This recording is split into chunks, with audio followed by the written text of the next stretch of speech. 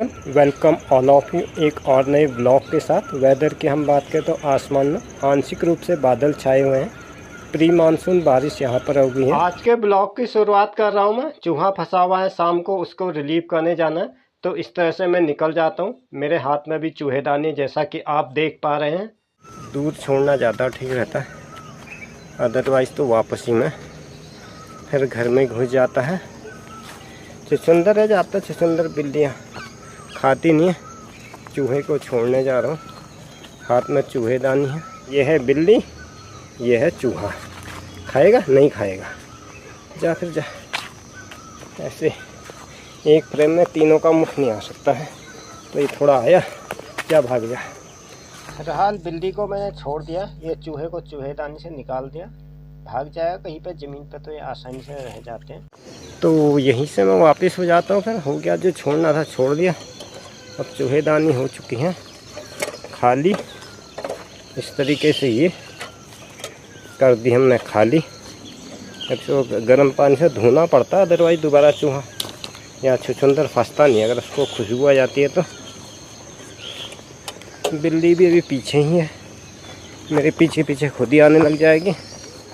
बारिश भी आने लगी है। योजना थी कि मैं चक्की तक जाऊंगा, लेकिन weather is not fine for go anywhere.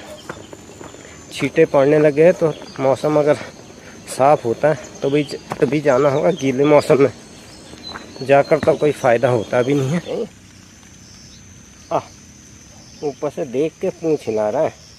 इतनी बदमाश बिल्ली हो गई है, अब दिखेगी। आजा आजा आजा आजा आजा आजा। तो इस तरीके से जो आजकल सीजन में फल और फूल हमारे यहाँ हो रहे, मैं आपको दिखाते हुए ले चल। एक आम का पेड़ ये है, जैसा कि आप देख पा रहे हैं। अब मैं एकदम इसके पास में आ गया हूँ। इसका साइज थोड़ा अपेक्षा छोटा होता है अनार का। अनार लगते तो है, लेकिन अनार में कीड़ा बहुत ज़्यादा लग जाता है। ये है अनार का पेड़, और अनार के पेड़ का अनार मैं आपको दिखाऊँ। ये है अनार, और एक अनार इसमें एकदम थोड़ा सा इनको फोकस करना मुश्किल इसलिए होता है कि एकदम सूरज की रोशनी उतनी क्लियर नहीं आ पाती। तो ये भी एक अनार का अनार है, और एक अनार है ये। इस तरीके से मैं आपको दिखाऊं। ये है एक अनार। ये है। अब ये बहुत छोटा है, अभी और बड़ा होगा। अभी तो खैर इसके बड़ा होने में कुछ समय है। तो ये पूरा पेड़ ये है इस तरीके से। इसमें थोड़ा दूरी पर लगते हैं अनार, लगते तो हैं। ये एक अनार है यहाँ पर। ये है अनार, जैसा कि आप देख पा रहे हैं। ये भी अनार है, और ये पूरा जो होल जो है अनार का ही पेड़ है, पूरा इस तरह से दिखाई देता है। This is mango tree. These are mangoes as I am showing to you. These are in right now in raw condition.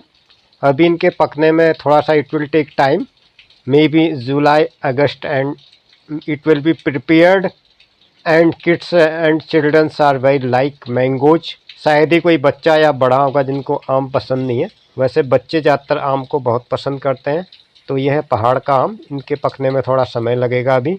Wind and monkeys की अगर दृष्टि से बच जाए तो पकते हैं। अभी इनका साइज बढ़ने लगा है थोड़ा सा। इनमें rains is very gainful for these. मैं इनकी जड़ों पर गोबर की खाद डालते हैं, गाय के गोबर की खाद की ढेरी, जिसके नीचे रख दिया तो इससे फ़ायदा ये होता है कि खुद ही इसका बारिश में पानी बरसता है ऊपर से, तो ये पानी इसकी जड़ों में चले जाता है। इसको अपने आप सड़ जाती है खाद, हमें इसको सड़ाने की ज़रूरत नहीं पड़ती, अथवा इसको दबाना भी पड़ता है। तो कच्चा गोबर है, अब बरसात शुरू हो गई तो खुद ही सड़ने लग जाएगा। ऊपर जो आप देख रहे हैं चीड़ के पेड़ हैं। चीड़ का पेड़ उत्तराखंड में बहुत पाया जाता है, उत्तराखंड और हिमालय पे ये ट्री हैं चीड़ के पेड़। बाकी पेड़ यहाँ पर जंगली पेड़ हैं, और अलग अलग तरह का आम होता है। कुछ अचारी आम होता है, इसका दाना अपेक्षाकृत छोटा होता है। ये जो दूसरा पेड़ है ये अचार वाले आम का है, और इसका आम ये है। तरीके से ये उससे साइज इसका एकदम गोल होता है, जैसे उसका लंबा होता था तो इसका साइज गोल होता है। ये जो है आम अचार वाला आम है, गोल साइज का होता है।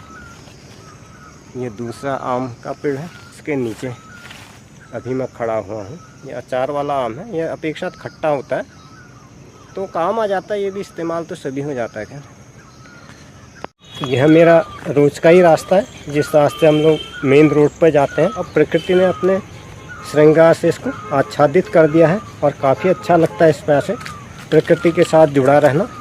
और ये लाल रंग के कैमरे पर ले लिए हैं और ये लगी है लीची। अभी ये और बड़ी होंगी क्योंकि बारिश हो गई तो इनको और ज़्यादा पोषक तत्व तो मिल जाते हैं। वैसे इसमें खाद वगैरह हम डालते रहते हैं।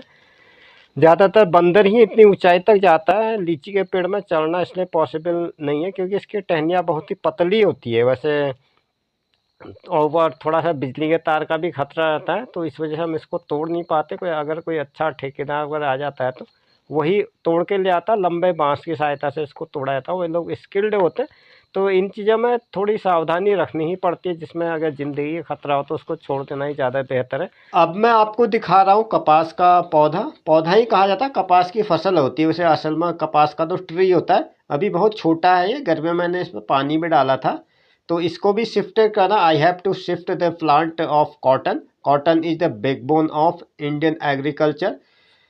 महात्मा Gandhi ji always based on khadi. Khadi is main fundamental is cotton. Cotton and khadi, कपास कहा जाता है इसको। कपास का पौधा होता है जैसा आप मेरे हैंड में देख रहे हैं। इसमें मैंने पाइप से पानी डाला था, तो अब इसको शिफ्ट करने का समय आ गया। ज़मीन पे बारिश होने लगी तो बरसात में ही आपको कोई भी पौधा अगर शिफ्ट करना है तो वो ज़्यादा बेहतर रहता है। ये मैंने इसको से कुदाल की सहायता से निकाल दिया है। तो अब इसको दो अलग अलग जगह में लगा जाऊंगा। कपास में सबसे अच्छी बात रहती है कि उसको बंदर नुकसान नहीं पहुंचाता है। तो I am shifting the plant of cotton. The main thing is that, तो ये है कॉटन का ट्री भी कहते हैं, प्लांट भी कह सकते हैं, आप कुछ भी कह सकते हैं। तो कॉटन के साथ सबसे अच्छी बात यह कि बंदर इसको नुकसान नहीं पहुंचाता, क्योंकि बंदर तो कपड़े पहनता नहीं। ये पेड़ के खोदने से गड्ढा बन गया तो बिल्ली इसको यूटिलाइज कर लेगी, क्योंकि बिल्ली के लिए काफ़ी आसान हो जाता है। अगर इस पंजे से इसको नया गड्ढा बनाना पड़ता है।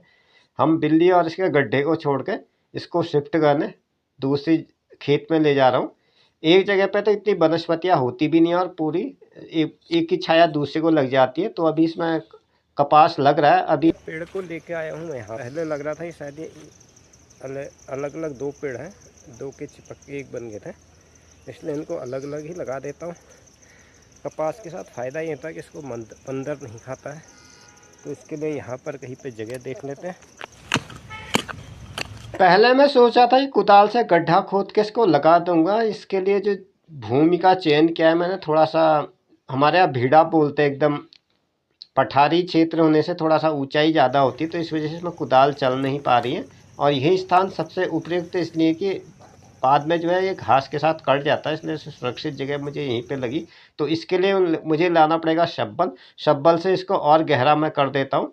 जैसा कि आप देख पा रहे हैं, इससे थोड़ा खोदना आसान हो जाता है। हालांकि बारिश हो चुकी है, फिर भी पानी नीचे तक अगर आप देखेंगे तो मिट्टी के रंग में काफ़ी अंतर है। इसका मतलब ये बारिश अभी और होगी, नीचे को मिट्टी अभी धूल मिट्टी ही निकल रही है, जैसा कि आप देख पा रहे हैं।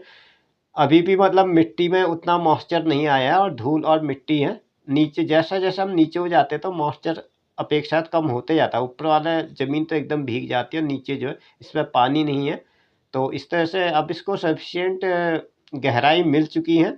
This is the proper depth of roots of the cotton plant.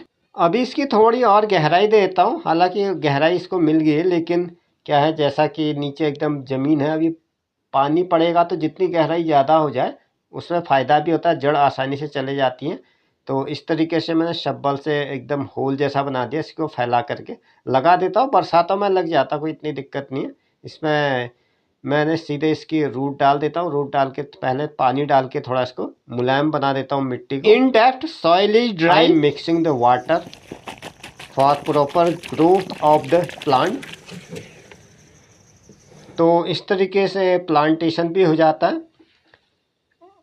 पेड़ हम सभी के लिए ज़रूरी है। Tree is playing very important role in our life. It is important for each and all living things. पेड़ों से क्या फ़ायदे हैं ये बताने की जरूरत नहीं, सभी को पता है। बचपन से लेकर आज तक का हम पेड़ों के फ़ायदे ही गिनते आए हैं।